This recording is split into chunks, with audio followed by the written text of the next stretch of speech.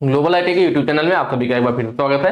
आज जो हम लोग स्टार्ट करने वाले हैं, जो हम लोग की फिटर थ्योरी की आईटी फर्स्ट ईयर के लिए क्लासेस चल रही थी, उसका पार्ट 26 सॉल्व करेंगे। जो मैं आपको क्वेश्चंस कराऊंगा उसका पीडीएफ आपको कहां से मिलेगा, उसके लिए आपको इस वेबसाइट पर विजिट करना पड़ेगा www.globalit.org। इस वेबसाइट पर जाकर के बिल्कुल आसानी से पीडीएफ को डाउनलोड कर सकते हैं। कैसे करना है मैं थोड़ा सा आपको यहाँ पे बता देता हूँ। आपको अपने मोबाइल फोन के गूगल में सर्च करना है ग्लोबल आईटीआई।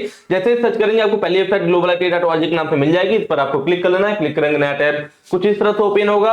यहाँ पे जो ऑप्शन है होम हमारे बारे में नई अपडेट आईटी कोर्स जनरली आपके मोबाइल में दिखाई नहीं देंगे। कैसे दिखाई देंगे उसके लिए आपको राइट साइड कॉर्नर में 3 डॉट बना हुआ है, अपने फोन में वहां पे क्लिक करना पड़ेगा। जैसे ही क्लिक करेंगे सारे ऑप्शन आपके सामने होंगे। यहाँ पे आपको आईटी कोर्स को सिलेक्ट कर लेना। जैसे सेलेक्ट करेंगे कई सारे ऑप्शन होंगे। यहाँ पे सेकंड नंबर पे आपको फिटर थ्योरी मिल जाएगा। फिटर थ्योरी पे हम लोग क्लिक कर लेंगे। नया टाइप कुछ इस तरह से ओपन होगा और नीचे को स्लाइड करेंगे आप तो यहाँ पे देखिए 2 ऑप्शन है, fitter theory first year second year. आप फर्स्ट ईयर पे क्लिक कर लीजिए।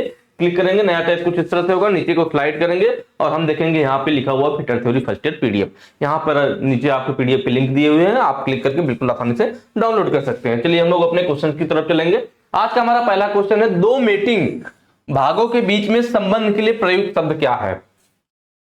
2 मेटिंग का मतलब 2 मिलने वाले भाग, 2 पार्ट जब आपस में मिल रहे हैं तो उनके बीच जो संबंध होता है उसको क्या बोला जाता है? तो उसको क्या बोला जाता है भाई? जब 2 मेटिंग भागों की बात, जो मिलने वाले पार्ट्स की बात किया जाए कि जब 2 पार्ट्स आपस में मिल रहे हो, जैसे शाफ्ट और होल हो गया या कह लीजिए शाफ्ट और बियरिंग हो गया, तो जब 2 पार्ट्स आपस में मिल करके फंस करके चलते हैं या 2 पार्ट्स आपस में जब मिलते हैं तो उसको क्या फिट बोला जाता है। भाई 2 पार्टों को आपस में क्या किया जाता है? ऐसे याद आ जाएगा आपको कि 2 मेटिंग भागों मतलब 2 मिलने वाले पार्टों के बीच में जो संबंध होता है, तो जब 2 पार्ट आपस में क्या होते हैं, 2 पार्ट आपस में फिट होते हैं तो उनको फिट बोला जाएगा। फिट का मतलब ये 2 पार्ट की बात होगी। फिट का मतलब होल और शाफ्ट दोनों की बात होगा कि जब 2 पार्ट आपस में फिट किए जाते हैं, जब 2 पार्ट आपस में मिलते हैं फंस करके चलते हैं तो उनके बीच में जो संबंध होता है वो फिट कहलाता है, 2 पार्टों के बीच में। ठीक है। लिमिट क्या होती है? तो देखिए लिमिट हमारा किसी भी जॉब को बनाने के लिए जो मैक्सिमम छूट दी जाती है, एक तरह से कह लीजिए लिमिट हमारे दी जाती है कि भाई मैक्सिमम लिमिट और मिनिमम लिमिट 2 होता है। देखिए लिमिट क्या होती है? लिमिट की सीमा, अगर लिमिट की साइज सीमा बात की जाए, लिमिट का मतलब सीमा ही होता है। तो साइज की अगर सीमा बात करें, लिमिट ऑफ साइज की सीमा क्या है? तो अपर लिमिट और लोअर लिमिट, या कह लीजिए मैक्सिमम लिमिट आप साइज और मिनिमम लिमिट आप साइज होता है कि जो हमारा जॉब है उस पर आपने कितना मैक्सिमम छूट दिया है और कितना मिनिमम दिया है। भाई जैसे आपके पास कोई एक जॉब होगा, मान लीजिए हमारे पास जॉब है, यह है 10 mm का, तो आप बोलोगे इसको आप मैक्सिमम 11 mm बना सकते हो, मिनिमम 11 mm बना लीजिए और मिनिमम 9 mm बना लीजिए। कहने का मतलब है कि आप +1 का और -1 का छूट दे देंगे। मतलब 10 + 1 मतलब मैक्सिमम 11 mm का बन जाएगा, 10 - 1 मिनिमम 9 का बन जाएगा। लेकिन इसका मूल साइज या बेसिक साइज क्या है? वह 10 mm है। जॉब का मूल साइज या बेसिक साइज 10 mm है, लेकिन हमें मालूम है कि अगर एग्जैक्ट साइज का किसी को बोलेंगे बनाने को तो मुश्किल हो जाएगा, टाइम भी लगेगा और उस एग्जैक्ट साइज बनाना मुश्किल काम होता है। तो उसमें थोड़ा सा छूट दिया जाता है, लिमिट दिया जाता है। तो वही चीज है, लिमिट का मतलब क्या होगा? मैंने बताया ना, लिमिट 2 टाइप की होगी, एक तरह से मैक्सिमम लिमिट ऑफ साइज और minimum limit of size. Maximum, अब जैसे इस जॉब को मैक्सिमम लिमिट ऑफ साइज बोला जाए तो हम कहेंगे भाई मैक्सिमम लिमिट ऑफ साइज क्या है? तो 10 + 1 मैक्सिमम लिमिट ऑफ साइज 11 मतलब मैक्सिमम हम 11 का बना सकते हैं। मिनिमम लिमिट ऑफ साइज क्या है? तो मिनिमम हम 10 - 1 मतलब 9 का बना सकते हैं, तो मिनिमम लिमिट ऑफ साइज हो जाए। तो ये लिमिट ऑफ साइज होता है जो दिया जाता है किसी भी जॉब को बनाने के लिए, जो लिमिट दी जाती है कि इस जॉब को इसके बीच में बनाया जाता है, वही उसकी लिमिट होती है ना। किसी जॉब को बनाने के लिए जो लिमिट, जैसे इस जॉब को बनाने के लिए क्या लिमिट दिया गया? किसी 9 से 11 mm के बीच में बनाया जा सकता है, तो जॉब की लिमिट हो गई। टॉलरेंस क्या है? तो देखिए टॉलरेंस का मतलब होता है कि जॉब पर जो टोटल परमिसिबल साइज होता है। कई बार आपके एग्जाम में यही चीज पूछा हुआ है, यूपीआर जनरल में, गवर्नमेंट जॉब में भी आपका क्वेश्चन आया हुआ था, पूछ दिया था टोटल परमिसिबल साइज को क्या कहते हैं? टोटल परमिसिबल मतलब जो टोटल परमिशन दी गई है, टोटल परमिसिबल साइज को क्या बोला जाता है? तो उसी को टॉलरेंस बोलते हैं एक तरह से। टोटल परमिसिबल साइज को या टॉलरेंस को सीधे शब्दों में आप समझना चाहो तो जो मैक्सिमम लिमिट और मिनिमम लिमिट का अंतर होता है वही टॉलरेंस होता है। टॉलरेंस से पॉजिटिव नेगेटिव कुछ नहीं लिखा जाता है, नॉर्मल अंक लिख दिया जाता है। जैसे अगर मैंने बोला ना कि ये जॉब 10 mm का है, जॉब का साइज हमें कितना है? 10 mm का है, लेकिन 10 mm का जॉब बनाना मुश्किल है तो हमने उस पर कुछ छूट दिया कि मैक्सिमम 10 + 1 कर लीजिए, 10 - 1 मतलब मैक्सिमम 11 का बनाइए, मिनिमम 9 का बनाइए। तो अगर आपसे पूछा जाए कि इस जॉब का टॉलरेंस कितना है, तो टॉलरेंस निकालने के लिए आप क्या करोगे? मैक्सिमम ऑफ साइज में से मिनिमम ऑफ साइज को घटा दोगे। तो मैक्सिमम ऑफ साइज कितना हो रहा है? 10 + 1 11 हो रहा है। मिनिमम साइज कितना हो रहा है? मिनिमम हम 10 - 1 9 का बना सकते हैं। तो 11 में से 9 जाएगा तो क्या आएगा आपके पास? 11 में से 9 आएगा तो जाएगा तो 2 आएगा आपके पास। इसका मतलब ये जो 2 है यही हमारा क्या है, टॉलरेंस है कि जॉब में छूट कितना दी गई है, 2 mm की छूट। टोटल परमिसिबल मतलब माइनस प्लस वाला टोटल, दोनों साइड वाला टोटल मिला करके टोटल परमिसिबल साइज क्या है, मतलब टोटल कितनी छूट दी गई है, तो टोटल 2 mm की छूट दी गई है। यही हमारा क्या कहलाता है, टॉलरेंस कहलाता है कि उस जॉब पे कितना टॉलरेंस दिया गया है। ठीक है। अलाउंस क्या होता है, देखिए यहां ध्यान से हमें समझने वाली बात है, लोग इसी में कंफ्यूज होते हैं, टॉलरेंस और अलाउंस। तो टॉलरेंस का क्या क्या बात हुआ, टॉलरेंस का बात हुआ कि जब हमारा एक जॉब वो सॉफ्ट हो या होल उससे नहीं फर्क पड़ता, एक जॉब की बात हो रही है कि जो जॉब है हमारा कोई भी सॉफ्ट बनाना है तो सॉफ्ट पे कितना छूट दिया गया, 10+1 या 10-1, या कोई होल बनाना है तो होल में क्या छूट दिया गया, 10+1 या 10-1। तो हमने एक पार्ट की बात किया, लेकिन जब बारी आती है अलाउंस की, किसकी बारी आती है, अलाउंस की, तो अलाउंस में 2 पार्ट की बात होती है। जैसे यहाँ पे फिट वाला था ना, तो 2 पार्टों के बीच में जब संबंध की बात आती है तो उसे फिट कहते हैं। फिट हम लोगों ने clearance fit, transition fit, interference fit, मैंने तीनों फिट आपको पिछले वीडियो में बताया, एक बार उसको देख लीजिए, क्लियर हो जाएगा। तीनों फिट के बारे में बताया था कि ट्रांजिशन फिट, इंटरफेरेंस फिट और आपका क्लियरेंस फिट, ये 3 फिट होते हैं। तो फिट कब होता है, जब 2 पार्टों के बीच संबंध स्थापित करना हो। अलाउंस कब होता है, तो जब 2 पार्टों को हम लोग आपस में, भाई जब 2 पार्टों के बीच संबंध, जब 2 पार्टों को आपस में फिक्स करना है तो दोनों पार्ट आपस में सही से फिक्स हो सके। भाई कुछ पार्ट आपस में फंस करके चलते हैं, कुछ पार्ट उसके अंदर घूमते हैं, जैसे बियरिंग शाफ्ट ले लीजिए। तो 2 पार्टों के बीच सही संबंध स्थापित करने के लिए पार्टों में जो छूट दिया जाता है वही हमारा अलाउंस होता है कि भाई 2 पार्ट हमारे सही से आपस में फिट हो जाए, तो उसके लिए क्या होगा, उन पार्टों के बीच में कुछ अलाउंस दिया जाएगा उनके साइज में, जिससे कि आसानी से एक दूसरे में फिट हो सके। दोनों सेम साइज का बना देंगे, होल और सॉफ्ट दोनों बिल्कुल सेम साइज का, तो कैसे फिट होगा, तो वही मतलब दोनों पार्टों को आपस में सही तरीके से आसानी से फिट हो जाए, उसके लिए दोनों पार्टों को आसानी से फिट होने के लिए जो छूट दिया जाता है वो अलाउंस होता है, वह अलाउंस होता है। और टॉलरेंस क्या है, तो यह किसी एक पार्ट पे, जैसे शाफ्ट को बनाने के लिए हमने जो छूट दे दिया कि भाई 10 mm का शाफ्ट बनाना था, लेकिन हमने +1 -1 कर दिया, मतलब आप 11 बना दोगे तब भी चलेगा, 9 बना दोगे तब भी चलेगा, मतलब 9 से 11 के बीच में आप कोई भी साइज बना दीजिए, हम आपका शाफ्ट एक्सेप्ट कर लेंगे, उसे स्वीकार कर लेंगे। तो ये हमारा जब एक शाफ्ट मतलब एक पार्ट की बात हुई, एक पार्ट पे जो हमारा टॉलरेंस दिया गया, मतलब एक पार्ट पे जो छूट दी गई वह टॉलरेंस। पर जब 2 शाफ्टों को आपस में फिट करना हो और 2 शाफ्टों को पार्टों को आपस में फिट करते, सॉरी शाफ्टों को नहीं, 2 पार्टों को आपस में फिट करते समय उनकी फिटिंग सही से आसानी से हो जाए, उसको ध्यान में रखते हुए जो अलाउंस दिया जाता है वही हमारा अलाउंस, जो छूट दी जाती है वही हमारा अलाउंस होता है। तो जब 2 पार्टों की बात आएगी तब अलाउंस, सिंगल की बात आएगी तो टॉलरेंस, वैसे जब 2 पार्टों के संबंध की भी बात आएगी तो फिट, और लिमिट क्या है, सिंगल पार्ट की बात होगी, किसी भी होल या शाफ्ट किसी एक की बात होगी, उस पर कितना छूट दिया जा रहा है, तो इस बात को हमें ध्यान रखना है। ठीक है, अब क्लियर होगा टॉलरेंस क्या है, अलाउंस क्या है। नेक्स्ट क्वेश्चन पे चलेंगे। अगला कह रहा है वर्नियर माइक्रोमीटर का अल्पतमांक क्या है। अल्पतमांक का मतलब लिस्ट काउंट होता है। लिस्ट काउंट का मतलब किसी भी प्रिसीजन इंस्ट्रूमेंट हो या कोई भी मापने वाला इंस्ट्रूमेंट है, किसी भी इंस्ट्रूमेंट के द्वारा मापी जा सकने वाली जो छोटी से छोटी माप होती है उसी को हम लोग लिस्ट काउंट कहते हैं, अल्पतमांक कहते हैं। तो वही चीज यहां पूछ रहा है कि वर्नियर माइक्रोमीटर का अल्पतमांक क्या होगा। आप लोग माइक्रोमीटर का तो जानते ही होंगे, जहां तक मुझे उम्मीद है मैं पहले भी आप लोगों को बता रखा हूं। तो माइक्रोमीटर की अगर लिस्ट काउंट की बात किया जाए, अल्पतमांक की बात किया जाए, तो कितना होता है भाई, 0.01 mm होता है। कितना होता है, 0.01 mm। लेकिन वहीं पे हम लोग वर्नियर माइक्रोमीटर की बात करें, वर्नियर माइक्रोमीटर की बात करें तो इसका जो लिस्ट काउंट होगा 0.001 mm होगा, इसको याद रखिएगा। ठीक है, ये वर्नियर माइक्रो, देखिए माइक्रोमीटर नॉर्मली आपका इस टाइप से होता है। वर्नियर माइक्रोमीटर में क्या फर्क पड़ता है, वर्नियर माइक्रोमीटर माइक्रोमीटर के अपेक्षा ज्यादा शुद्धता में मापता है। तो वर्नियर माइक्रोमीटर की least count 0.001 mm, option C सही हो जाएगा। यहाँ पे आपको दिख रहा है, इसकी पहचान क्या है कि नॉर्मल अगर आपको माइक्रोमीटर होगा तो ये देखिए इसका क्या बैरल या स्लीव है, उसी को यहाँ पे बड़ा करके, यह थिम्बल हो गया, थिम्बल वाला यह हिस्सा हो गया, बैरल या स्लीव यह है, इसी को यहाँ बड़ा करके दिखाया गया है। तो बैरल या स्लीव पे नॉर्मल बस यह लाइन रहती है अगर आपका क्या हो, नॉर्मल माइक्रोमीटर है। ठीक है, लेकिन वर्नियर माइक्रोमीटर में क्या, तो बैरल या स्लीव पे यहाँ पे देख रहे हैं पैरेलल 10 पैरेलल लाइनें अलग से खींच दी जाती है। इन लाइनों को हम लोग क्या कहते हैं, वर्नियर लाइन कहते हैं। क्या कहते हैं, वर्नियर लाइन बोलते हैं। तो यही देखिए पहचान है वर्नियर माइक्रोमीटर की।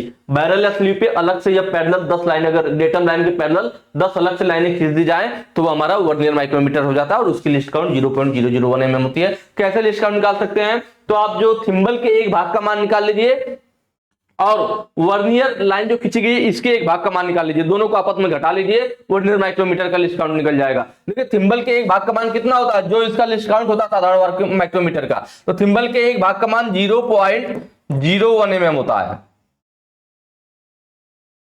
क्योंकि भाई ये 50 भाग का मान, एक मिनट रुकिए, 50 भाग का मान कितना होता है, जब 50 भाग घूमता है 0.5 mm चलता है, तो 50 भाग 0.5 mm के बराबर, तो 1 भाग 0.5 अपान 50, तो यहाँ पे हो जाएगा 5/500, 5 एकम 5, हाँ 0.01 mm, ठीक है। तो 1 भाग का मान 0.01 mm हो गया। और इसके 1 भाग का मान कितना वर्नियर लाइन की, तो हमें मालूम है कि जो वर्नियर की 10 लाइनें होती है ना, तो ये यहां से हम इसके हिसाब से निकालते हैं कि इसका जो 9 भाग है इसके बराबर होता है, तो फिर इस हिसाब से इसमें से घटाएंगे आप ना, तो आपका आंसर आ जाएगा कितना।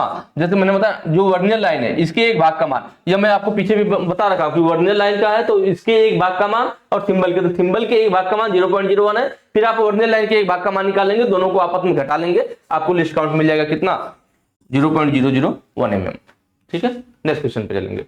पीछे वाले पार्ट में देखिएगा मैंने बताया था इस टूल का नाम क्या है, यहाँ पे एक टूल दिखा रखा है कि इस टूल का नाम पूछ रहा है। यह क्या है आपके पास, यह है हमारा स्क्रैपर। क्या है, स्क्रैपर। स्क्रैपर की मदद से स्क्रैपिंग की जाती है किसी भी सरफेस से, फ्लैट सरफेस हो या फिर अलग प्रकार का सरफेस से कर्व वगैरह, तो उसके लिए अलग टाइप के स्क्रैपर होते हैं। तो फ्लैट सरफेस से जो उभरे हुए स्थान है, कह लीजिए जो ऊंचे स्थान, उसको खुरच करके उस सरफेस को प्लेन करने के लिए, समतल करने के लिए हम लोग स्क्रैपिंग करते हैं, स्क्रैपर यूज करते हैं। तो ये कौन सा स्क्रैपर है, तो ये बिल्कुल सीधा नॉर्मल वाला, तो ये फ्लैट स्क्रैपर होता है। कौन सा होता है, फ्लैट स्क्रैपर होता है। और इसके द्वारा हम लोग जैसे इसको धक्का देते हैं, ऐसे धक्का देते करके खुरचते हैं, तो इसीलिए इसको पुश टाइप स्क्रैपर भी बोलते हैं। कौन सा, ये पुश टाइप वाला है, क्योंकि हम इसे धक्का दे रहे हैं तब काम बन रहा है, तो पुश टाइप वाला कहलाता है। कौन सा कहलाता है, पुश टाइप वाला कहलाता है। इसके जो कटिंग एज का एंगल रहता है जनरली 81 डिग्री रहता है, कहीं कहीं पर आपको 85 डिग्री से 90 डिग्री भी लिखा हुआ मिल जाता है। ठीक है, वहीं पे बात किया जाए हुक स्क्रैपर, तो ये वाला देखिए आगे इसका क्या है, इसकी कटिंग एज 90 डिग्री पे मुड़ गई होती है, कटिंग एज क्या है 90 डिग्री पे मुड़ी हुई है, इसीलिए इसको हम लोग क्या कहते हैं, हुक स्क्रैपर बोलते हैं। 90 डिग्री मुड़ा होता है। इसका यूज कहां होता है, जब कोई बड़ी हमारी फ्लैट सरफेस होती है उसके सेंटर के भाग की स्क्रैपिंग करना, बीच वाले भाग का करना हो, तो हुक जैसा मुड़ा हुआ होता है या लंबा सा होता है, ऐसे आगे जाता है, इसको अपने की तरफ खींचते हैं। जब अपनी तरफ खींचोगे भाई, फ्लैट वाले क्या करते हैं, आगे को धक्का दे रहे थे, तो इसको पुश टाइप कह रहे थे। इसको अपनी तरफ, मतलब कोई हमारा बड़ी सरफेस है इस तरह से, और इसके सेंटर का भाग को हमें खुरचना है, तो हम लोग हुक स्क्रैपर से ऐसे फंसा करके अपनी तरफ खींच लेते हैं, तो सेंटर का भाग का स्क्रैप हो जाता है, बड़ी सरफेस के केंद्र के भाग को स्क्रैप करने के लिए। तो यहाँ पे स्क्रैपर से आसानी से हो जाएगा, तो उसे अपनी तरफ खींचते हैं, इसीलिए हुक वाले को पुल टाइप स्क्रैपर बोलते हैं, क्योंकि अपनी तरफ खींचा जाता है, पुल टाइप। एंगल 90 डिग्री इसकी करनी, 90 डिग्री पे घूमी हुई होती है। फिर बात आती है हाफ राउंड स्क्रैपर की, तो यह जो फिगर आपको दिख रहा है हाफ राउंड स्क्रैपर का, इसका जो कटिंग एंगल जो इसका रहता है 45 डिग्री से 65 डिग्री रहता है। इसको हम लोग कभी कभी बियरिंग स्क्रैपर भी बोलता है। क्या बोलता है, हाफ राउंड स्क्रैपर को बियरिंग स्क्रैपर भी बोलता है, स्क्रैपर। ठीक है, इसका यूज जनरली किया जाता है ना, जो बुश बियरिंग वगैरह होती है ना, जो बुश बियरिंग होती है उनकी स्क्रैपिंग के लिए, बुश बियरिंग की स्क्रैपिंग के लिए। ठीक है, इसमें देखिए, इसमें एक कटिंग एज है, इसमें भी एक कटिंग एज है, जबकि इसमें 2 कटिंग एज होता है।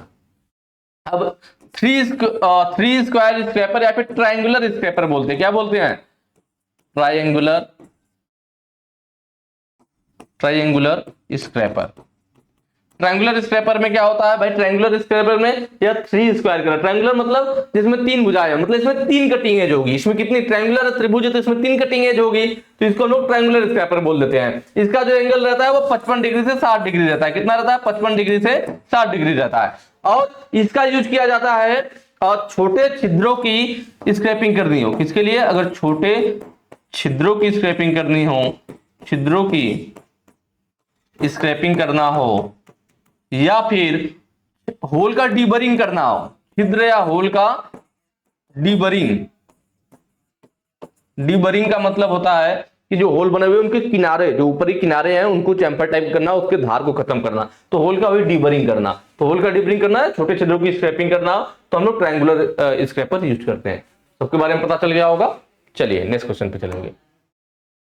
कैसे खुरचनी की मरम्मत की जाती है, मतलब जो स्क्रैपर है उसको रिपेयर कैसे किया जा सकता है, उसकी मरम्मत कैसे कर सकते हैं, मतलब उसकी कटिंग एज खराब हो जाए तो उसको दोबारा से कैसे बना सकते हैं, कहने का मतलब ये है किसके, स्क्रैपर के। ध्यान से देखिए ऑप्शन फाइलिंग। देखिए फाइलिंग के द्वारा हम कभी भी किसी कटिंग टूल के कटिंग एज को तो बनाते नहीं है। फाइलिंग के द्वारा किसी जॉब को समतल करने के लिए इसको घिसा जाता है। जैसे यह फिगर दिया हुआ है कि फाइल ले लिया हमने, एक जॉब को घिस रहे हैं तो ये हमारी फाइलिंग कहलाती है। तो इसके द्वारा जॉब को समतल बनाया जाता है, ना कि किसी कटिंग टूल की मरम्मत की जाती है। स्क्रैपर कटिंग टूल हो गया, उसके एज को सही करने के लिए हम लोग फाइलिंग कभी नहीं करेंगे, तो ये ऑप्शन सही नहीं हो सकता। लैपिंग, लैपिंग देखिए यह बहुत ही फिनिशिंग करने के लिए, सूक्ष्म फिनिशिंग के लिए, अच्छी फिनिशिंग के लिए लैपिंग यूज किया जाता है। लैपिंग में क्या होता है, एक लैपिंग प्लेट होती है, नीचे क्या हमारी लैपिंग प्लेट है, लैपिंग प्लेट पे अब्रेसिव कड़ों के पेस्ट को लगाया जाता है। हमारे पास क्या होती है, लैपिंग प्लेट होती है, इस पे अब्रेसिव कड़ों के तिछड़धार अब्रेसिव कड़ होते हैं, जिनको पेस्ट के रूप में जब इसके ऊपर लगा देते हैं प्लेट के ऊपर, तो बोला जाता है कि यह लैप प्लेट चार्ज हो गई है। अब इसकी मदद से देखिए ऊपर वर्क पीस हो गया, यह लैपिंग प्लेट हो गई, यह अब्रेसिव पार्टिकल हो गए, अब्रेसिव पार्टिकल को पेस्ट के रूप में लैपिंग प्लेट के ऊपर लगा दिया गया। अब लैपिंग प्लेट चार्ज हो गई है, अब इसकी मदद से जॉब को हम लोग घिस देंगे तो ये हमारा लैपिंग कहलाता है। ठीक है, ये आपका देखिए ये जो लैपिंग वाला नाम आ गया ना, लैपिंग और इधर होनिंग मिल रहा है, ये आपका सेकंड ईयर में है। फर्स्ट ईयर के आप लोगों ने इसमें थोड़ा सा ऑप्शन दे दिया है, बट ये सेकंड ईयर की चीजें सेकंड ईयर में देखेंगे, इसका बहुत महत्व नहीं है। ठीक है, चिजलिंग, चिजलिंग क्या होता है, जब हम चीजल के द्वारा किसी जॉब को काटते हैं तो चिजलिंग कहलाता है। चिजल के द्वारा देखिए चिप्स उतारा जा रहा है तो चिजलिंग है। तो बात आ रही है स्क्रैपर की रिपेयरिंग की। स्क्रैपर एक कटिंग टूल है, कटिंग टूल की रिपेयरिंग कहां होगी, ग्राइंडिंग पे। भाई आपकी जब भी छेनी वगैरह किसी भी चीज की कटिंग एज खराब होती है तो आप ग्राइंडिंग पे ही तो जाकर के सही करते हो। तो वही चीज है भाई, हमारा स्क्रैपर की भी कटिंग एज खराब होगी तो हम कहां सही करेंगे, ग्राइंडर पे जाके, ग्राइंडिंग एंड होनिंग। तो ये देखिए ग्राइंडर है और ये हमारा होनिंग है, यह जो है होनिंग टूल है। तो ग्राइंडिंग की तरह ही होनिंग वाला भी ग्राइंडिंग की समान ही कुछ प्रक्रिया होती है, तो सेकंड ईयर में मिलेगा आपको। तो जो होनिंग प्रक्रिया भी वो भी कुछ कुछ ग्राइंडिंग के समान होती है, तो इसलिए ग्राइंडिंग एंड होनिंग दे दिया। मेन हमारा ग्राइंडिंग होता है, होनिंग है तो इसके साथ हम लोग इसको ले लेंगे। ग्राइंडिंग एंड होनिंग के द्वारा हम लोग स्क्रैपिंग को स्क्रैपर की मरम्मत की जा सकती है, तो ऑप्शन डी सही हो जाएगा। नेक्स्ट क्वेश्चन पे चलेंगे। वर्नियर माइक्रोमीटर के किस भाग को वर्नियर स्केल ग्रेजुएशन के साथ चिन्हित किया गया है। देखिए भी मैं पीछे आपको बताया था कि वर्नियर माइक्रोमीटर जो होता है हमारा, वर्नियर माइक्रोमीटर में जो वर्नियर स्केल की 10 लाइनें अलग से खींच दी गई है, वो कहां खींची गई थी, वो खींची गई थी बैरल या स्लीव पे। उसको हम लोग बैरल के नाम से भी जानते हैं, स्लीव के नाम से भी जानते हैं। तो मैंने अभी आपको पीछे बताया था, देखिए ये हमारा क्या है, ये हमारा वर्नियर माइक्रोमीटर है, और यहां पर मैंने बताया था कि यह जो बैरल या स्लीव, इसी को हम लोग क्या कहते हैं, इस वाले हिस्से को हम लोग बैरल या स्लीव बोलते हैं। यह हमारा क्या कहलाता है, यह हमारा फ्रेम कहलाता है, फ्रेम। यह हमारा इधर वाला हिस्सा एन्विल कहलाता है। क्या कहलाता है, एन्विल। यह हमारा स्पिंडल कहलाता है, स्पिंडल। यह हमारा स्पिंडल लॉक होता है, स्पिंडल लॉक। ठीक है, और यह हमारा क्या हो गया, थिम्बल हो गया, थिम्बल। और यह हमारा रैचेट स्टॉप, रैचेट स्टॉप। ये सारे पार्ट के नाम हो गए जो भी यहाँ पे दिया हुआ था। बात किया था कि भाई जो वर्नियर माइक्रोमीटर, वर्नियर स्केल का ग्रेजुएशन कहाँ पे है, तो हम देख रहे हैं कि ये हमारा क्या था, यही हमारा बैरल या स्लीव है या थिम्बल है। बैरल या स्लीव पे डेटम लाइन खींची गई और इसी पे 10 लाइनें अलग से वर्नियर स्केल की खींची गई, वर्नियर लाइन खींची गई है। कहाँ खींचा गया है, यह बैरल या स्लीव पे खींचा गया। ऑप्शन में देखिए स्लीव नहीं है, बैरल दे रखा है, तो बैरल या स्लीव कोई ना कोई एक ऑप्शन में आपको मिल जाएगा। नेक्स्ट क्वेश्चन पे चलेंगे। कह रहा है स्क्रू थ्रेड के प्रभावी व्यास को मापने के लिए किस उपकरण का उपयोग किया जाता है। यह क्वेश्चन पहले आ चुका है, आपके ऑप्शन में आया हुआ था कि कौन सा हमारा माइक्रोमीटर होता है, या कह लीजिए कि कौन सा हमारा, नहीं हाँ क्वेश्चन ये था कि कौन सा मेजरिंग इंस्ट्रूमेंट होता है, प्रिसीजन मेजरिंग इंस्ट्रूमेंट, सूक्ष्म मापी यंत्र होता है जिसके एनुअल इंटरचेंजेबल होते हैं, मतलब जिनके एनुअल को चेंज किया जा सकता है। तब मैंने आपको बताई थी ये चीज, कौन सा वाला था, स्क्रू थ्रेड माइक्रोमीटर। उस समय मैंने बताया था कि ये प्रभावी व्यास को मापने के लिए यूज किया जाता है। ऑप्शन सी सही हो जाएगा, स्क्रू थ्रेड माइक्रोमीटर। इसके जो एनुअल होते हैं वो इंटरचेंजेबल होते हैं, मतलब थ्रेड के हिसाब से उसको चेंज किया जा सकता है। स्क्रू थ्रेड मैंने बताया था कि जैसा थ्रेड होगा भाई अलग अलग, B A thread, B S F thread, सबका एंगल अलग है, तो जिसका जिस हिसाब का एंगल होगा तो उस हिसाब से हम लोग इसके एनुअल को यहाँ से निकालते हैं, फिर दूसरा एनुअल लगा लेते हैं। या देखिए दो अलग एनुअल दो दिए हुए अलग अलग साइड के, तो जैसे थ्रेड चेक करने उस हिसाब से हम लोग एनुअल को यहाँ से चेंज कर सकते हैं। तो यही पूछता है कई बार एग्जाम में कि कौन सा हमारा सूक्ष्म मापी यंत्र है जिसके एनुअल को चेंज किया जा सकता है, तो स्क्रू थ्रेड माइक्रोमीटर होता है। ठीक है, और इसी के द्वारा हम लोग क्या करते हैं, स्क्रू थ्रेड के प्रभावी व्यास को मापते हैं, तो ऑप्शन सी सही हो जाएगा। स्क्रू पिच गेज, तो यह फिगर जो हमारा स्क्रू पिच गेज का, इसका यूज किस लिए किया जाता है, किसी भी जहां पे थ्रेड कटा हुआ है ना किसी स्क्रू पे, तो उसके थ्रेड को पिच को, मतलब एक थ्रेड से दूसरे थ्रेड तक की जो सीधी दूरी होती है, यही उस थ्रेड का पिच होता है और उसी को मापने के लिए हम लोग स्क्रू पिच गेज यूज करते हैं। इसमें देख रहे हैं ना, कई सारी पत्तियां होती है, ब्लेड होती है, जिन पे अलग अलग थ्रेड कटे होते हैं। यह जो पत्ती है देखिए, लिखिए लिखा हुआ 0.35, मतलब इस पे जो थ्रेड कटा हुआ है इसका पिच कितना है, 0.35 है। इस पे जो थ्रेड कटा हुआ है इसकी पिच 0.5 है। इस पे जो थ्रेड कटा हुआ है उसका पिच 0.75 है। तो इस तरह से अलग अलग है ना, अलग अलग। तो हम कैसे चेक करेंगे पिच को, तो जो भी थ्रेड कटी हुई है हम इस ब्लेड को उस थ्रेड के ऊपर रखते हैं। जो ब्लेड की थ्रेड, जिस भी ब्लेड की थ्रेड उस थ्रेड से बिल्कुल एग्जैक्ट मैच कर जाती है, हम उस पर पड़ा हुआ लिख लेते कि अच्छा यह वाली मैच कर गई, इस पे 0.75 लिखा हुआ है, इसका मतलब वह वाली थ्रेड जो उसका भी पिच 0.75 होगा। तो इस तरह से हम पता कर लेते हैं। आउटसाइड माइक्रोमीटर, यह जो फिगर है हमारा आउटसाइड माइक्रोमीटर का है, और इसका यूज हम लोग क्या बाहरी माप वगैरह लेने के लिए यूज करते हैं। उसके बाद स्क्रू थ्रेड कैलिपर गेज, देखिए यह जो है फिगर ना, स्क्रू थ्रेड कैलिपर गेज या फिर इसे थ्रेड स्नैप गेज भी कहते हैं। यह भी आपका सेकंड ईयर में है, ठीक है। इसमें आपका दे दिया फर्स्ट ईयर में ऑप्शन आ गया है, हालांकि इस टाइप से क्वेश्चन आना चाहिए, लेकिन एक दो उन्होंने सेकंड ईयर का उठा लिया topic. Screw thread caliper gauge, लेकिन इससे रिलेटेड क्वेश्चन नहीं पूछा, ये बस आपके ऑप्शन में है। जो भी सेकंड ईयर के एक दो ऑप्शन मिल रहे हैं ना, वो सिर्फ ऑप्शन मिल रहा है, लेकिन जो आपको क्वेश्चन पूछा गया फर्स्ट ईयर का ही है, और आपको फर्स्ट ईयर का ऑप्शन यहाँ मिल भी जाएगा, ठीक है। तो टेंशन की बात नहीं है। ये हल्का समय बता रहा हूँ कि स्क्रू थ्रेड जो कैलिपर गेज होता है इसे थ्रेड स्नैप गेज भी कहते हैं। इस तरह से आगे इसमें थ्रेड कटी होती है, इसकी वजह से इसमें आगे वाला जो होता है गो होता है, पीछे वाला नो गो होता है, ठीक है। और इसकी मदद से हम लोग किसी भी स्क्रू के थ्रेड के आकार या प्रोफाइल को चेक करते हैं। थ्रेड के आकार या प्रोफाइल को चेक करने के लिए इसका यूज किया जाता है। चलिए अगले क्वेश्चन पे चलेंगे। डायल गेज में एफ के रूप में चिन्हित भाग का नाम क्या है। देखिए ये डायल टेस्ट इंडिकेटर का डायल गेज दिखाया गया है। मैं आपको सारे पार्ट का नाम बताऊंगा।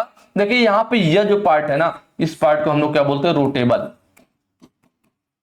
रोटेबल बेजेल बोलते हैं, ठीक है। और ये रोटेबल बेजेल होता है, या कह लीजिए डायल होता है, रोटेट करता है। मतलब जो कहीं भी पॉइंटर होगा इसको जीरो पे लाने के लिए इसको रोटेट करके जीरो की सीध में करेंगे, ये रोटेट करता है, इसलिए इसको रोटेबल बेजेल बोलते हैं। और रोटेट करने के बाद इसको वहां पे लॉक करने के लिए यहाँ पर बना होता है, जिसको हम लोग बेजेल क्लैंप बोलते हैं। इसकी मदद से फिर लॉक कर दिया जाता है, बेजेल क्लैंप, ठीक है। उसके बाद बात किया जाए, यहाँ पे जो सुई जैसा नोक दिख रहा है इसको हम लोग पॉइंटर बोलते हैं। क्या बोलेंगे, पॉइंटर बोलेंगे, ठीक है।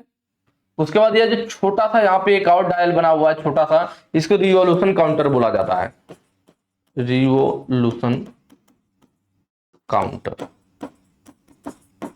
ठीक है। उसके बाद बारी आएगी इसका, इसको हम लोग जो नीचे निकला हुआ है इसको हम लोग स्टेम बोलते हैं।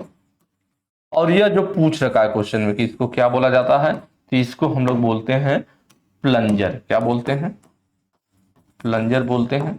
और जो बिल्कुल नीचे है हमारा, बिल्कुल नीचे है यह वाला हिस्सा, इसको एनविल बोला जाता है। सारे पार्ट क्लियर हुए होंगे। Anvil, stem, plunger, pointer. पूछा क्या था, यह वाला पूछा था, इसको प्लंजर बोलते हैं। ऑप्शन डी आपका सही हो जाएगा। बाकी यह वाला जो हिस्सा है पीछे वाला, इसको लोग बैक लग बोलते हैं। क्या बोलते हैं, बैक लग। और यह जो आगे शीशे का कवर लगा होता है इस डायल पे ना, यह जो आगे शीशे का कवर लगा हुआ है इसको क्या बोला जाता है, इसको बोला जाता है ट्रांसपेरेंट।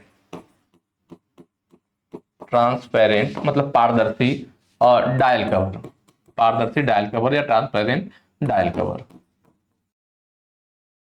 ठीक है। चलिए नेक्स्ट क्वेश्चन पे चलेंगे।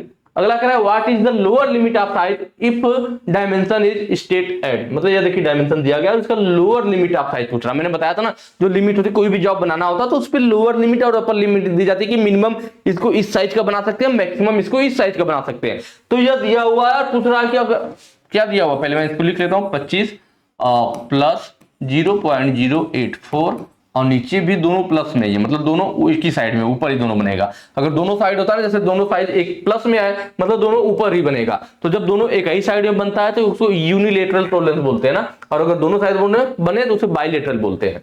तो इसमें दोनों ऊपर के साइड ही बन रहा है, दोनों क्योंकि प्लस ही है तो ऊपर की साइड ही बनेगा, मतलब 25 के ऊपर ही दोनों बनेगा भाई। 25.021 और 25.084 दोनों साइड 25 के ऊपर है, मतलब एक ही साइड बना दोनों साइड, तो दोनों साइड एक ही साइड बन रहा है, ऊपर की साइड ही बन रहा है। तो यह यूनिलेटरल हमारा कहलाता है। क्या कहलाता है, यूनिलेटरल सिस्टम, ठीक है, एक ही साइड वाला। बाइलेटरल कब बोलते हैं, जब मान लीजिए एक प्लस में है एक माइनस में, माइनस में होता तो एक 25 प्लस कुछ आता और दूसरा माइनस कर देते तो 24 माइनस कुछ आता, मतलब 25 से ज्यादा और फिर 25 से कम, जब दोनों साइड आए तो बाइलेटरल बोलते हैं। तो यहाँ पे देखिए बात कर रहा है आकार की निचली सीमा क्या होगी, तो ये वाली नीचे वाली सीमा निचली सीमा, तो लोअर लिमिट पूछ रहा है, क्या पूछ रहा है, लोअर लिमिट निचली सीमा पूछ रहा है, क्या हो जाएगा भाई 25, और नीचे वाली सीमा लिख लीजिए प्लस, अगर माइनस होता तो माइनस लिखिए, प्लस है तो प्लस लिखिए, कितना है 0.021, कितना हो जाएगा 25.021, ठीक है, mm में है तो mm हो जाएगा, ऑप्शन क्या है, ऑप्शन डी आपका सही हो जाएगा। लोअर लिमिट, अगर अपर लिमिट पूछता कि मैक्सिमम किस साइज का बना सकते हैं या मिनिमम हो गया, अपर लिमिट की बात करता, देखिए अपर लिमिट 25 लिख लेते हैं हम लोग, प्लस 0.084, दोनों को जोड़ दीजिए 25.084, ये हमारा अपर लिमिट हो जाता, ठीक है। या कह सकते हैं आप अपर लिमिट को maximum limit of size, lower limit को बोल सकते हैं minimum limit of size, minimum limit of size, और इसको बोल सकते हैं हम लोग अपर लिमिट कहिए या मैक्सिमम लिमिट ऑफ साइज। चलिए नेक्स्ट क्वेश्चन पे चलेंगे। अगला कह रहा है यदि छेद का आकार स्थिर रखा जाता है और 7 अस्थिर है तो सिस्टम का नाम क्या है।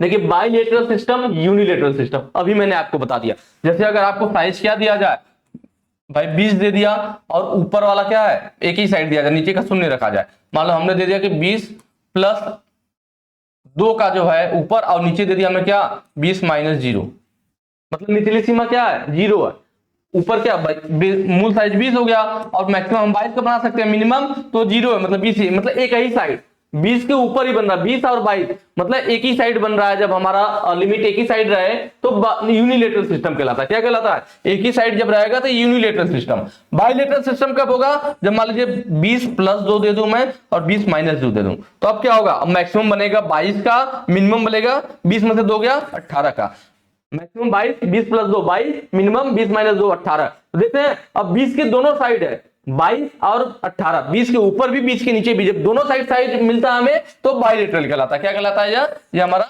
बाइलेटरल कहलाता है सिस्टम, ठीक है। अब hole basis system, shaft basis system क्या होता है, तो जब दो पार्टों को फिट करते समय ये ध्यान रखा जाता है कि जब दो पार्टों को फिट करना है तो हम क्या करेंगे, एक बार क्या करेंगे, होल के साइज को स्थिर रखेंगे, फिक्स रखेंगे, मतलब होल के साइज को कम ज्यादा नहीं करेंगे। दो पार्टों को हमें आपस में फिट करना है तो होल के साइज को कम ज्यादा नहीं करेंगे, साथ के साइज को घटाएंगे बढ़ाएंगे, उसको घिस करके फिट करने की कोशिश करेंगे। तो अगर होल के साइज को स्थिर रखा जाए, फिक्स रखा जाए, और साथ के साइज को कम ज्यादा करके उन्हें आपस में फिट करने की कोशिश की जाए तो वो हमारा होल बेसिस सिस्टम कहलाता है। क्या कहलाएगा, hole basis system. Shaft basis system कब कहलाएगा, कि जब हमारा साथ को स्थिर रखा जाए, सात को फिक्स रखा जाए, उसके साइज को कम ज्यादा नहीं करेंगे, उसमें कोई छेड़छाड़ नहीं करेंगे। जब सात को स्थिर रखा जाए और होल के साइज को कम ज्यादा करके फिटिंग प्राप्त करने की कोशिश की जाए तो सॉफ्ट बेसिस सिस्टम होता है। क्लियर हुआ, जिसको स्थिर रखेंगे मतलब जिसमें छेड़छाड़ नहीं करेंगे। सॉफ्ट और होल दो चीजें हैं। अगर हम लोग सात को स्थिर रखते हैं उसमें छेड़छाड़ ना करके, होल को कम ज्यादा करके फिटिंग प्राप्त करने की कोशिश करें तो वो हमारा क्या हो गया, सात को स्थिर रखा है, फिक्स रखा है तो सॉफ्ट बेसिस सिस्टम। होल को चेंज नहीं कर रहे हैं, होल में कोई परिवर्तन नहीं कर रहे हैं, सात में परिवर्तन कर रहे हैं, तो जिसमें परिवर्तन नहीं होगा वही वाला उसका सिस्टम कहलाएगा। जब सात में परिवर्तन नहीं करेंगे तो सॉफ्ट बेसिस सिस्टम, जब होल में परिवर्तन नहीं करेंगे तो होल बेसिस सिस्टम। तो यहां क्वेश्चन में क्या दिया है कि छेद का आकार स्थिर रखा जाए, मतलब size of the hole is kept constant, मतलब होल के साइज को कांस्टेंट रख रहा है, स्थिर रखा, मतलब होल के साइज में कोई परिवर्तन नहीं होगा। इसका मतलब यह कौन सा सिस्टम है, होल बेसिस सिस्टम है। जिसको कांस्टेंट रखेंगे, जिसको स्थिर रखेंगे वही बेसिस सिस्टम कहलाता है। ठीक है, आसान है। आगे चलेंगे, कह रहा है वास्तविक आकार और इसके संबंधित बेसिक साइज के बीच बीजीय अंतर क्या है। देखिए बीजगणितीय अंतर ही मैंने आपको पहले ही बता दिया कि जब कभी भी बीजगणितीय अंतर की बात करता है तो वह क्या होता है, डेविएशन होता है, विचलन होता है। मैंने आपको बताया भी था डेविएशन हमारा अपर डेविएशन, लोअर डेविएशन, और उसके बाद फिर हमने बात किया था किसका, जो आपका एक्चुअल डेविएशन होता है। Upper deviation, lower deviation, actual deviation और फंडामेंटल डेविएशन भी होता है। फंडामेंटल डेविएशन हमारा 25 प्रकार के होते हैं जो मूलभूत विचलन होते हैं। ठीक है, तो मैंने आपको अलग अलग बताया था। मूलभूत विचलन में हम बस ये ध्यान रखते हैं कि जो अपर डेविएशन, लोअर डेविएशन में से जिसको भी जीरो साइज के साथ दिखाने में, संबंध दिखाने में आसानी होती है उसको ले लेते हैं, वही हमारा फंडामेंटल डेविएशन होता है। तो ये इस तरह से हमारे क्या हो गए, upper deviation, lower deviation, actual deviation और फंडामेंटल डेविएशन, 4 प्रकार के मेन डेविएशन हो गए। डेविएशन या विचलन क्या है, तो किसी भी जॉब के साइज और किसी जॉब का जो साइज है और उसका जो मूल साइज है उसके बीच जो बीजगणितीय अंतर होता है उसी को डेविएशन या विचलन बोलते हैं। बीजगणितीय अंतर ध्यान रखेंगे, जब भी बीजगणितीय अंतर आएगा विचलन की बात होगी। लेकिन यहां क्या बोला है, वास्तविक आकार और उसके संबंधित बेसिक साइज के बीच। जब वास्तविक आकार मतलब जो जॉब का एक्चुअल में साइज है, जो जॉब का वास्तविक साइज है, एक्चुअल साइज है, तो जॉब के एक्चुअल साइज मतलब जॉब बनाने के बाद जो साइज आया, जो हमने नापा उसको, तो जॉब बनाने के बाद जो उसका एक्चुअल साइज है और जो हमने जॉब का साइज था, होता है ना कि भाई हमने माना था कि जॉब का साइज क्या है कि बेसिक, हमें 20 के जो साइज बनाना है जॉब का, मतलब जो बेसिक साइज दिया गया है वो 20 mm होना चाहिए। लेकिन हमने जो जॉब बनाया मान लीजिए वो 21 mm की बन गई या वो 20 mm की बन गई, क्योंकि टॉलरेंस दिया जाता है ना। तो जो जॉब जिस साइज का बना वो एक्चुअल साइज हो गया, और किसका बनाना था, सॉरी यहां 19 लिख देते हैं, बनाना था 20 का लेकिन बना किसका, 19 का। तो जो एक्चुअल साइज है और जो जॉब का बेसिक साइज है, जो जिसका बनाना होता है वो उसका बेसिक साइज होता है। तो बेसिक साइज और एक्चुअल साइज के बीच का जो बीजगणितीय अंतर होता है वही हमारा क्या कहलाता है, एक्चुअल डेविएशन कहलाता है। क्या कहलाता है, एक्चुअल डेविएशन कहलाता है। अपर डेविएशन कब कहलाएगा, तो जॉब की जो है अपर साइज, क्या लीजिए, जॉब की मैक्सिमम साइज और उसके वास्तविक size, sorry basic size, job की मैक्सिमम साइज और उसके बेसिक साइज के बीच जो बीजगणितीय अंतर जरूर आएगा, बीजगणितीय अंतर जो होता है वो अपर डेविएशन कहलाता है। ठीक है। लोअर डेविएशन क्या कहलाता है, लोअर डेविएशन, तो जॉब की मिनिमम साइज जो है, जॉब की मिनिमम साइज ऑफ लिमिट जो है, जॉब की जो मिनिमम साइज है और उसका जो बेसिक साइज है उसके बीच जो बीजगणितीय अंतर होता है वो लोअर डेविएशन कहलाता है। टॉलरेंस क्या है, टॉलरेंस आप लोग जानते हैं कि किसी भी जॉब की जो मैक्सिमम लिमिट दी जाती है, जो मिनिमम लिमिट दी जाती है, तो जॉब की जो दी हुई मैक्सिमम लिमिट और मिनिमम लिमिट का जो अंतर होता है वही हमारा टॉलरेंस होता है, टोटल परमिसिबल साइज। ठीक है। चलिए नेक्स्ट क्वेश्चन पे चलेंगे।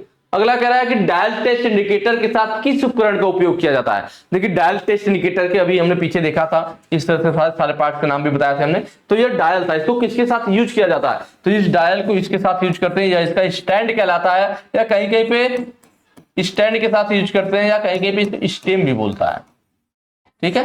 तो स्टैंड के साथ डायल को यूज किया जाता है, तो ऑप्शन भी यहाँ पे सही हो जाएगा, स्टैंड। बाकी चक, टूल रेस्ट या बेंच वाइज से कोई मतलब नहीं है। जो डायल टेस्ट इंडिकेटर होता है हमारा, इसका यूज किया जाता है कि देखिए जॉब को लेथ मशीन की चक में सेंटर में लगाना हो, या किसी जॉब की समतलता चेक करनी हो, उसका टेपर चेक करना हो, समानांतरता चेक करना हो, ये सब चेक करने के लिए हम लोग डायल टेस्ट इंडिकेटर यूज करते हैं। ठीक है।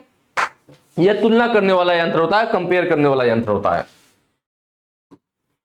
अगला है छोटे व्यास के छिद्रों और छेद के किनारों को डीबरिंग करने के लिए। देखिए मैंने बताया था अभी पीछे क्वेश्चन आया था, तो ऑप्शन सॉल्व करते समय मैंने आपको बताया था कि अगर छोटे व्यास के छिद्र हैं, छोटे साइज के होल हैं, या होल के किनारों को, ऊपरी किनारे या कह लीजिए उसके होल के किनारे को टेम्परिंग या डीबरिंग करने के लिए किसका यूज करते हैं, ट्रायंगुलर स्क्रैपर। हमने पीछे भी बात किया था, किसका यूज करते हैं, ट्रायंगुलर स्क्रैपर का। 3 कटिंग एज होती है और इसका एंगल 55 से 60 डिग्री होता है, यह भी बात हुआ था। फ्लैट स्क्रैपर या फ्लैट सरफेस के लिए, फ्लैट सरफेस की स्क्रैपिंग करने के लिए इसका एंगल 81 डिग्री या कहीं 85 से 90 डिग्री दिया होता है। हुक स्क्रैपर या पुश टाइप वाला होता है, हुक स्क्रैपर हमारा पुल टाइप होता है, इसका कटिंग एज 90 डिग्री पे मुड़ी होती है। इसका यूज होता है जब किसी जॉब हो, कोई फ्लैट सरफेस हो, उसके सेंटर से हमें किसी भाग को खुरचना हो, केंद्र भाग से स्क्रैप करना हो, तो हम लोग पुल टाइप वाला यूज करते हैं, कह लीजिए हुक स्क्रैपर यूज करते हैं। बुल नोज स्क्रैपर, देखिए बुल नोज स्क्रैपर यह वाला है हमारा, बुल नोज स्क्रैपर देख रहे हैं ना, जैसे बैल की नाक खुली हुई होती है उस टाइप से कुछ लग रहा है, बुल नोज स्क्रैपर होता है। बुल नोज स्क्रैपर को हम लोग यूज करते हैं, देखिए ये बड़े सरफेस के लिए भी यूज किया जा सकता है, बड़े सरफेस की स्क्रैपिंग करना हो, ठीक है, बड़े सरफेस के लिए, या फिर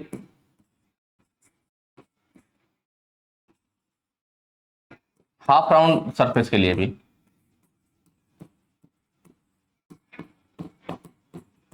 ठीक है। या फिर बड़े बियरिंग की जब बात की जाए, देखिए बुश बियरिंग का मैंने बताया था, हाफ राउंड स्क्रैपर किसके लिए, बुश बियरिंग वगैरह के लिए, जो छोटी बियरिंग होती है। लेकिन जब बड़े बियरिंग की बात करेगा कि बड़े बियरिंग सरफेस के लिए, बड़े बियरिंग सरफेस के लिए हम लोग बुल नोज स्क्रैपर यूज करते हैं ना। या फिर कह लीजिए बड़े बियरिंग में ऑयल पॉकेट बनाने के लिए, क्या ऑयल पॉकेट बनाने के लिए ये भी ध्यान रखिएगा। ऑयल पैकेट जब बनाने के लिए पूछेगा तब भी हम लोग बुलनोज स्क्रैपर यूज करते हैं। क्लियर हुआ? नेक्स्ट पे चलेंगे। देखिए वही क्वेश्चन आ भी गया, बड़े बेयरिंग की सतह को खुरचने के लिए किस खुरचनी का उपयोग किया जाता है? अभी मैंने बताया बड़े बेयरिंग की सरफेस को खुरचना हो या फिर बड़े बेयरिंग में हमें ऑयल पॉकेट वगैरह बनाना हो तो उसके लिए क्या होता है? बुल नोज स्क्रैपर होता है। उसका फिगर यह है, bull knows scraper. Flat scraper यह वाला है, इसके बारे में बता चुका हूं। हुक स्क्रैपर यह है, इसके बारे में बात हो चुकी है।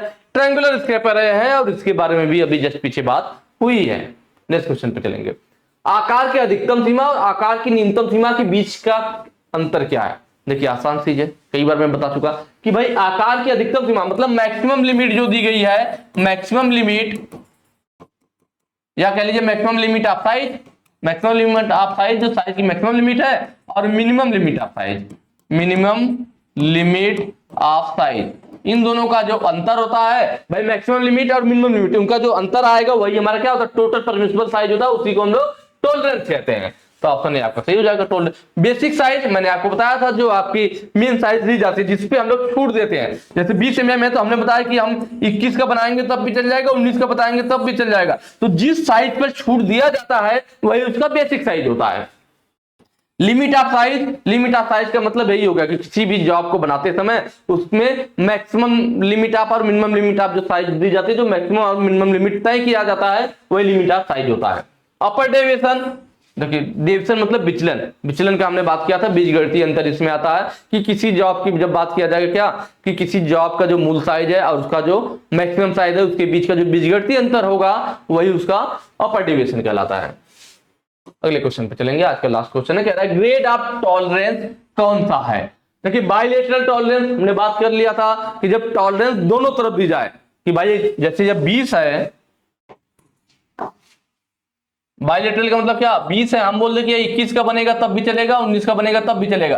तो जो मूल साइज था इससे कम भी दिया और इससे ज्यादा भी दिया, मतलब मूल साइज के ऊपर और नीचे दोनों साइड जब टॉलरेंस दिया जाए तो बाइलेटरल टॉलरेंस। यूनिलेटरल टॉलरेंस क्या होगा? जब यह बोला जाए कि नहीं मिनिमम 20 है, 20 की जगह 21 बन जाएगा चलेगा, लेकिन 20 से कम नहीं होना चाहिए, इधर 0 दे दिया कि नीचे कोई टॉलरेंस नहीं है, सिर्फ ऊपर टॉलरेंस है, तो एक ही साइड हुआ ना, 20 से 21 जा सकता पर 20 से नीचे नहीं आ सकता, तो टॉलरेंस एक ही साइड मिला इसमें, 20 से नीचे 19 और 20 से ऊपर 21, मतलब 20 के ऊपर नीचे दोनों गए तो बाइलेटरल टॉलरेंस। जब 20 के एक ही साइड गए, चाहे ऊपर चाहे नीचे, जब एक ही साइड रहेंगे तो यूनिलेटरल टॉलरेंस।